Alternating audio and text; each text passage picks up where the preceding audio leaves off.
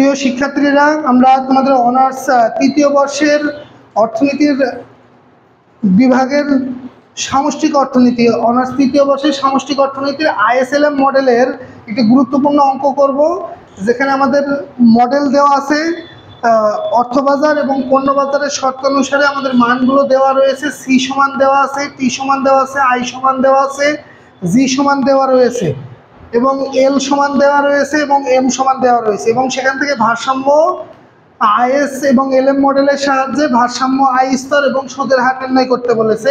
তাহলে আমাদের দেখো, পণ্য বাজার বা উৎপন্ন বাজার বা দ্রব্য বাজারটা আমরা পেয়ে থাকি কি ওয়াই সমান আমরা মান নির্ণয় করে থাকি কি ওয়াই সমান সি প্লাস আই প্লাস জি। দুই খাত বিশিষ্ট যদি থাকতো, আই সি হচ্ছে ভোগ অপেক্ষক, আই হচ্ছে বিনিয়োগ অপেক্ষক, আর জি হচ্ছে সরকারি ব্যয়।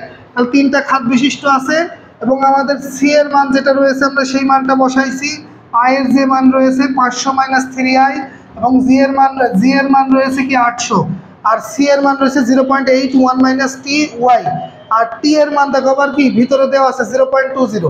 তাহলে 0.20 বসাইছি, 1 থেকে 0.20 যদি বিয়োগ করি তাহলে কি 0.8 থাকে। তাহলে 0.8 আর 0.8 গুণ করলে কি 0.64 পাওয়া যায়।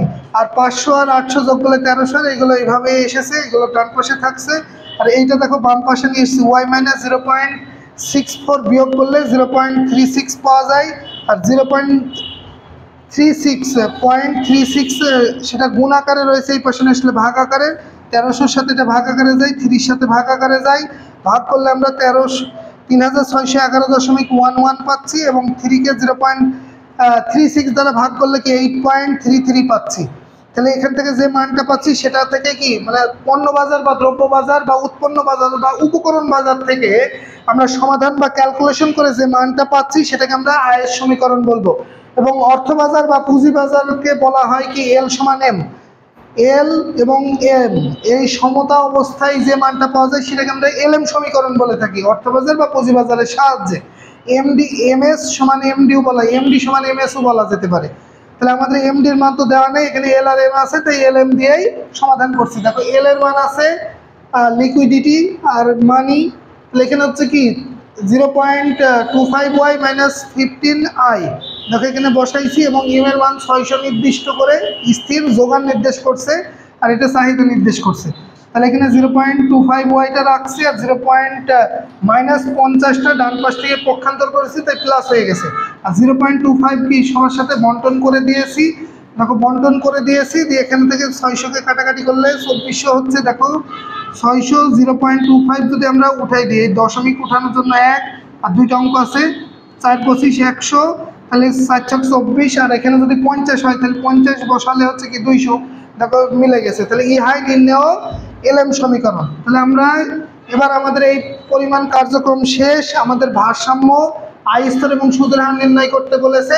তাহলে আমরা পণ্য বাজারের শর্ত দিয়ে যে সমাধানটা পেয়েছি এবং এলএম সমীকরণ যেটা পেয়েছি অর্থবাজারের সাহায্যে, এই দুইটাকে সামগ্রিক ভারসাম্য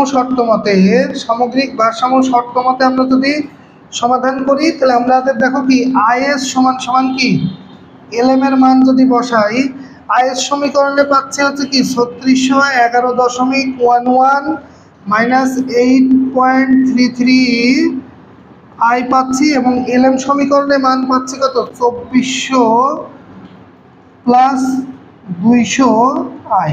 তাহলে আমরা এই পাশে যদি নিয়ে চলে আসি, আইগুলাকে বাম পাশ থেকে ডান পাশে নিয়ে আসছি। এখানেও 200 প্লাস 200 ছিল, এখানে মাইনাস 200 হয়ে গেল। 2400 মাইনাস হচ্ছে কি 3611.11। তাহলে আমাদের দেখো এখানে হয়ে যাচ্ছে কি 208.33 আই, এবং এখানে হয়ে যাচ্ছে কি 1211.11 আই মাইনাস 11 মাইনাস। তাহলে এখানে কি আইকে আমরা যদি মাইনাস 1211.11কে মাইনাস 208 দ্বারা ভাগ করি, তাহলে আমাদের অতএব সুদের হারের মানটা আমরা বের করে ফেলবো। তাহলে আমাদের দেখো মান বের হচ্ছে কি মাইনাস 1211.11 ভাগ হচ্ছে মাইনাস ভাগ 208 0.33, মান বের হচ্ছে 581।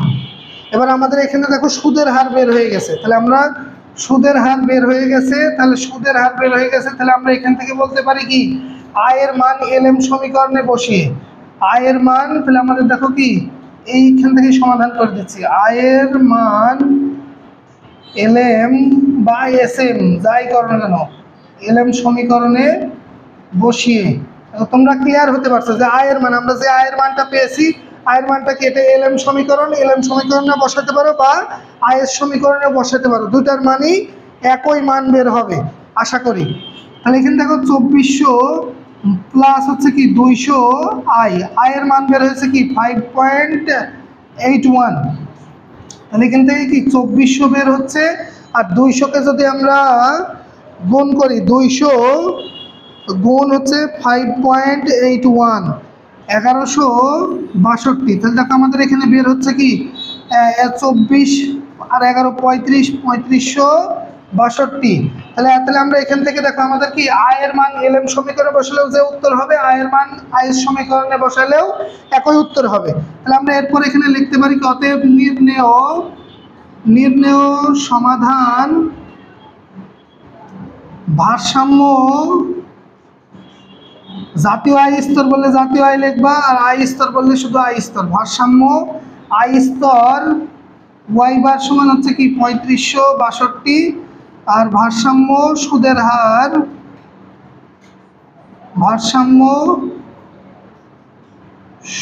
হার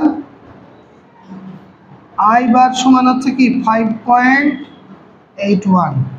এই হাই অ্যান্সার। তাহলে দেখো আমরা সমাধান করলাম যে আয়ের সমীকরণ বের করেছিলাম এবং এলএম সমীকরণ বের করেছিলাম, মানে আইএস পেয়েছিলাম উপকরণ বাজার বা পণ্য বাজার বা দ্রব্য বাজারের সমতা স্থলে জাতীয় আয়ের যে সমীকরণ ছিল সেই সমীকরণ অনুযায়ী আয়ের সমীকরণ পেয়েছি, আর অর্থ বাজার বা পুঁজি বাজারের সাহায্যে পেয়েছিলাম কি বাজারের শর্ত মতে পেয়েছিলাম আয়ের এলএম সমীকরণ। আর সামগ্রিক মানে আইএস এবং এলএম সমীকরণের সমতা স্থলে আমাদের যে মান বের হবে সেখানেই আমরা কি সুদের হার পাবো এবং কি আমাদের জাতীয় আয়ের স্তর পেয়ে যাব।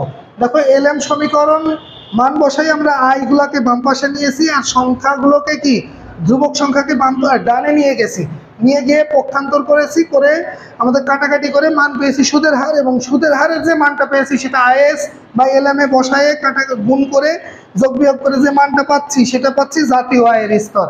তাহলে আমরা বলছি নির্ণেয় সমাধান ভারসাম্য আয় স্তর ওয়াই বার সমান, এখানে বারটা দিতে হবে, আয়ের উপরে বার দিতে হবে, কারণ ভারসাম্য দ্বারা কি বারকে নির্দেশ করা হয়। তাহলে এখানে ভারসাম্য আয় স্তর পাচ্ছি এবং ভারসাম্য সুদের হার পাচ্ছি। আশা করি তোমরা ক্লাস বুঝতে পেরেছো। আমাদের যদি ক্লাস ভালো লেগে থাকে আমাদের সাথে যোগাযোগ করতে পারো 01939731700। কুষ্টিয়া সরকারি কলেজ সংলগ্ন এডুকেশন জোন কোচিং সোহান ভার্সিটি কোচিংয়ের সাথেই কুষ্টিয়া সদর কুষ্টিয়া, এবং আমার ইউটিউব চ্যানেল হচ্ছে Toufiq's economic teaching home teaching home, এটা আমার ইউটিউব চ্যানেল এবং ফেসবুক পেজের নাম। এটা হচ্ছে আমার ফেসবুক এফবি পেজ এবং ইউটিউব চ্যানেল